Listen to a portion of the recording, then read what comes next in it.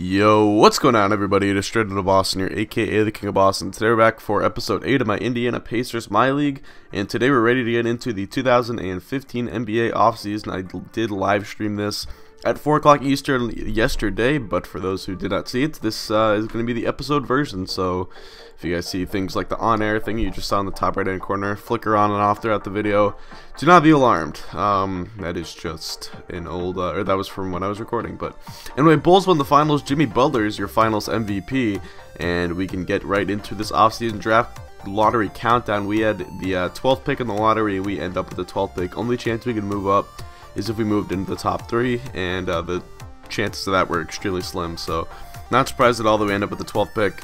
It's a little disappointing. I was hoping for a bit higher of a pick at the beginning of the season, but we competed fairly well throughout the year and ended up winning 37 games.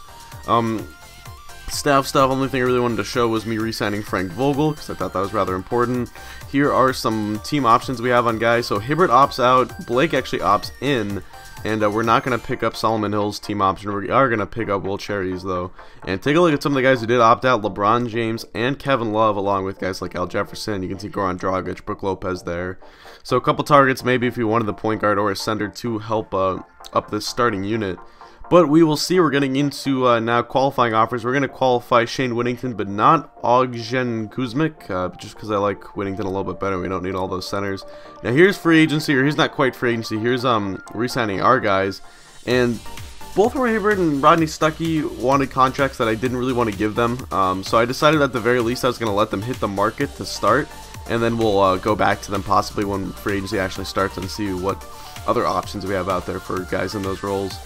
But here I was just fooling around with some offers for the 2nd overall pick because I wanted to trade up. I knew the gems of this draft for Emmanuel Mudiay, or Mudiay, or no, it is Mudiay, and Jahlil Okafor, and those were going to be the top 2 picks, and I came across this really good package for the 2nd pick, and I think I'm going to do it. Now, we tried to diddle around with the picks a little bit, make them work a little bit more in our favor. We have a 2016 Hawks pick I really want to hold on to, because I think that could turn into a nice asset. And then at that point, once we got the number 2 overall pick, the choice was clear.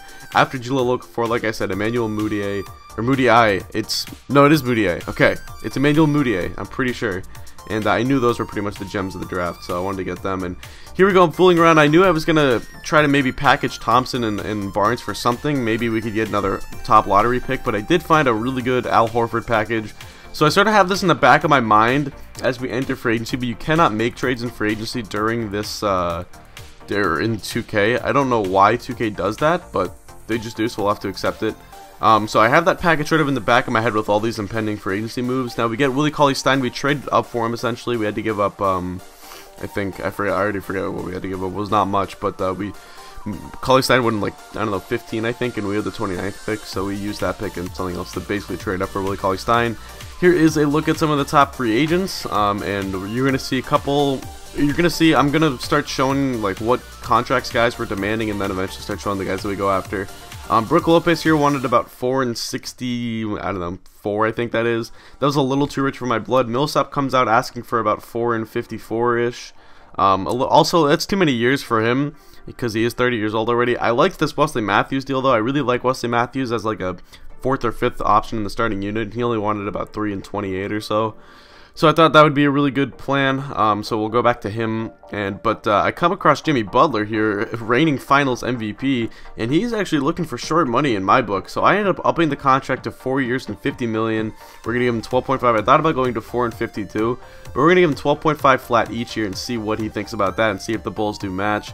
Al Jefferson was looking for too much, so we're going to skip ahead a day, and bam! Jimmy Butler signs. We get the reigning finals MVP in restricted free agency. I was extremely shocked by that. So we end up filling our shooting guard spot. Now I pretty much know that I want to trade Harrison Barnes and Tristan Thompson and package them together for a center. So I'm starting to look at power forwards. I looked at Tobias Harris. I eventually decided on Paul Millsap. I'm going to go to 3 years, but I'm going to up the average annual value, basically make it 3 years from $40 million. And he is going to accept that as well. So we signed Jimmy Butler and Paul Millsap, our 2 big free agency signings this offseason. They're going to go right in our starting unit along with Emmanuel Mudiay, or Mudiay. God, I got to really learn that. Paul George, and then hopefully whatever center we trade for. It looks like it's going to be Al Horford. But anyway, I really wanted to go after KJ McDaniels. Did not have the money to at this point, so I signed Jason Terry on cheap money. I was looking for veterans at this point, and there you can see Jason Terry does accept. So now we're going to go over to another veteran, Francisco Garcia, who's looking for pretty short money, 1.2 million. We can definitely afford that, and we're going to end up, I believe, getting him. I don't even know if I showed us signing him, but I guess I did at some point. Yeah, there we go. Okay. And then we're going to go back to our man, Lavoy Allen, who we did have bird rights on. I'm not even sure. I talked about it in the stream, but I'm not like sure what the difference is between bird rights, and it doesn't seem like you need bird rights on guys to be able to re-sign them over the cap in this game. I don't really know what that's about. But we get Lavoy Allen back, and we're able to go over the cap for it. That's the whole point. And we get Shane Whittington back as well. He accepts his one-year qualifying offer, so he'll be an unrestricted free agent next year. And you can see Emmanuel Mudiay, we send to untapped potential, as well as Jimmy Butler and Paul George. That's basically our big young core at this point. So I wanted to make sure that they could grow and develop as much as they could. So even though like Mudiay did not really need it, but I'm gonna learn it, guys. I swear. Next episode I'm gonna like drill it into my head. But anyway, we're drafting Dwayne Henry's 2016 draft class because that is the best one in my opinion. I like that Dwayne Henry guy's classes. I think you guys should go look at them. Anyway, Roy Hibbert signs with Portland. Well, actually not surprising. I was going to bring that up because they signed him to an offer sheet in 2012. Or 2000, yeah, it was 2012. But anyway, so here's the Al Horford package. I'm really thinking about it, but the stream sort of convinced me to at least look in other directions. And we eventually settled on DeAndre Jordan.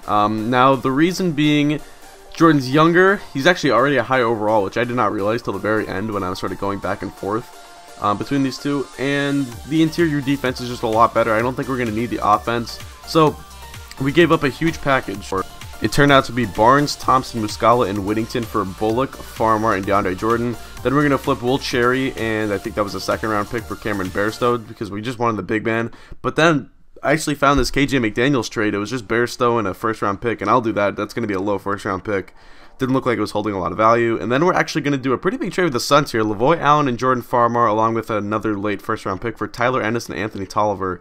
And those last couple trades, I think, really fortified our bench, and that was an area that I was pretty concerned about after we got our... So we sort of got our core five in Moody, George, Butler, Millsap, and DeAndre Jordan, and we had so much money tied into those guys that I was a little bit concerned about building a bench. But actually, I was pretty satisfied with the bench that we acquired, and guys like Tyler Ennis. Anthony Tolliver is 30, so he's a little bit on the older side, but we still have KJ McDaniels who's young. We have Reggie Bullock who's young. You know, hopefully we can, at some point, I mean, Tolliver's 30, but I like what he does for that second unit, because if we have Willie Cauley-Stein as sort of a big rim protector, we can almost play like a 4-out style with him, even though he's not like a great offensive post player. We can still run pick and rolls with him and then have 3 guys spread out like that. So I was really satisfied with the bench we pulled together too. I thought that was sort of an underrated part of our offseason. And all those guys are going to be controllable for a little while, and then we can, you know, hopefully go over the cap to re-sign them and just try to avoid the luxury tax. We're still almost $6 million under the luxury tax right now, so I'm not really worried about that. And I do want to try and stay under that just for kind of realism purposes. But that's pretty much the offseason. So you saw the rotation like the last screen before this scrimmage. And I'm just showing this basically to fill gameplay. But yeah, you can see some of the guys in the team. I'm going to diddle around with the numbers. Like, I'll probably change Tyler Ennis to number 11. You can see Willie Cauley-Stein there. KJ McDaniels is out there in the sleeve. He got the ball right there. I think to his right is Reggie Bullock. And down there's Anthony Tolliver. And then our team on the whites, we have the whole starting unit. So anyway, I'm really excited about this team. I would say expectations for the next season, maybe top 4 seed or something like that. I mean, we definitely should be making the playoffs in the East, and I think in the East, because it is the East, we should be able to make like a top 4 seed. And if we made the Eastern Conference Finals, I'd be super satisfied with that. I don't really expect much more than that. I don't think we're quite ready to be title contenders. I would say Moody is going to need another year under his belt, and I might have to get used to playing with some of these guys, plus it's George's first year back from his injury. But yeah, I think this team is, you know, maybe a year away, and you know, maybe we could, you know, I mean, this is what I expect. I expect it to be sort of a quick rebuild because we already had Paul George, but I'm really excited about this team. Let me know what you guys think, and that's going to do it for me. Thanks for watching. Hope you did enjoy, and I'm out. Peace.